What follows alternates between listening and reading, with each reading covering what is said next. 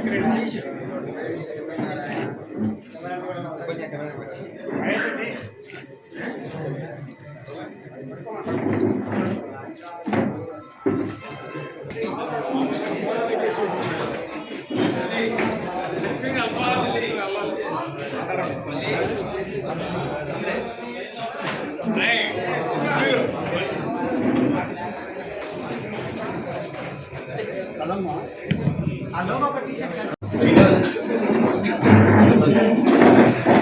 శ్రీమన్నారాయణ. ప్రియ భగవద్బంధువులారా, మాఘమాసం మనందరికీ చాలా ప్రహితంగా లోకంలో తెలుసు.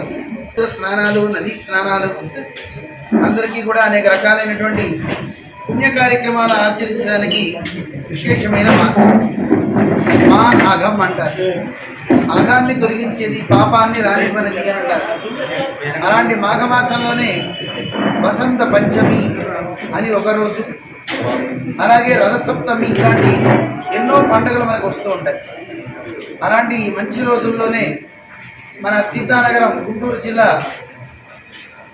మన వేద విశ్వవిద్యాలయం ఉభయ వేదాంత ఆచార్య పీఠం సమీపంలో ఎదురుగుండా ఉన్నటువంటి విజయకీలాద్రి క్షేత్రంలో అపర రామానుజులైనటువంటి శ్రీ శ్రీ శ్రీ చిన్నజీయర్ స్వామివారి నేతృత్వంలో విజయకీలాద్రి పర్వతం మీద శ్రీనివాసుని యొక్క ఆలయం మనకి సాక్షాత్కరిస్తూ ఉంది. ఇటు ఇంద్రకీలాద్రి ఉంది కృష్ణానదికి దక్షిణాన. ఇటు మనం చూసినట్లయితే విజయకీలాద్రి అనే పేరుతో మనందరికీ కూడా శ్రీనివాస భగవానుడు సాక్షాత్కరిస్తూ ఉన్నాడు. కృతయుగం నుంచి మొదలు పెడితే కలియుగం వరకు ఉన్నటువంటి అవతార విశేషాలను అక్కడ మనకి దర్శనం చేసుకోవడానికి వీలుగా ఆ కొండ మీద వరాహస్వామి దగ్గర నుంచి అష్టలక్ష్మి సహిత నారాయణుడి దగ్గర నుంచి శ్రీనివాసుల వరకు మనకి దివ్యాలయాలు ఉన్నాయి. అవి మాఘమాసంలోనే రథసప్తమి నాడే లోకానికి అందాయి. ఇప్పటికీ 7వ బ్రహ్మోత్సవం జరగబోతోంది.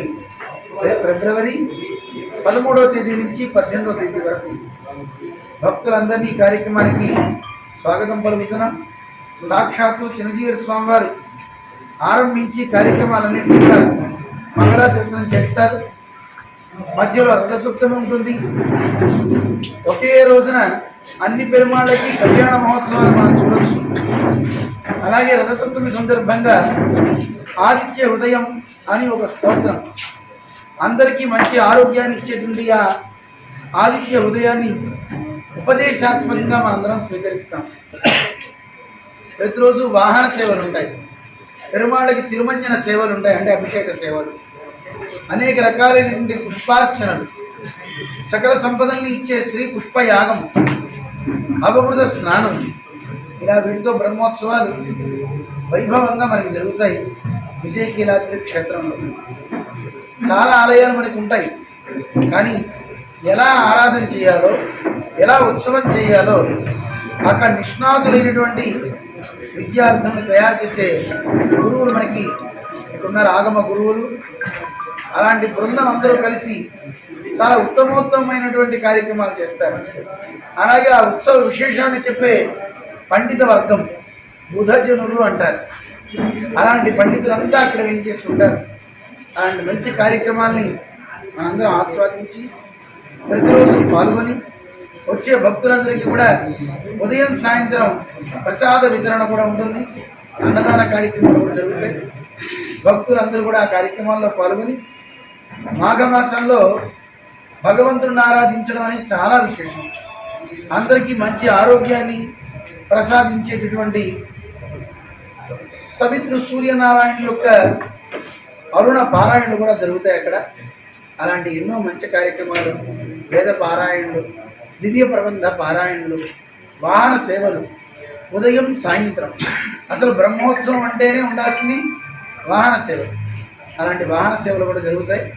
భక్తులందరూ కూడా ఆ కార్యక్రమాల్లో చక్కగా విరివిగా పాల్గొనాలి అని ఉభయ వేదాంత ఆచార్య పీఠం నుంచి ఆహ్వానిస్తూ అందరికీ కూడా స్వాగతం కలుగుతున్నాం. జై శ్రీమన్నారాయణ.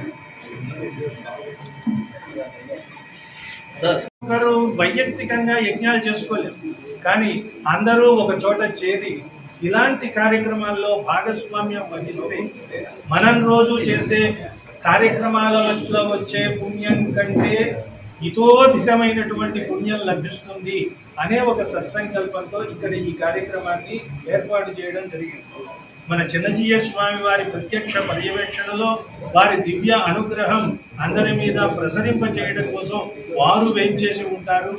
అలాగే స్వామివారికి సుదర్శనాళ్వారు అన్నట్లుగా మా అహోబిల రామానుజీయ స్వామివారు నిరంతరము శ్రమిస్తూ విజయకీలాద్రిలో ఉన్న రకరకాల మూర్తులన్నింటినీ, ఆ మూర్తులకు జరిగే ఉత్సవాలలో జరిగే విశేషమైన కార్యక్రమాలన్నింటినీ పర్యవేక్షణ చేస్తూ అందులో ఉన్న ఆంతర్యాలను మనందరికీ అందిస్తారు. ఇది ఒక గొప్ప భాగ్యం కాదా ఈ విజయవాడిక నగరానికి?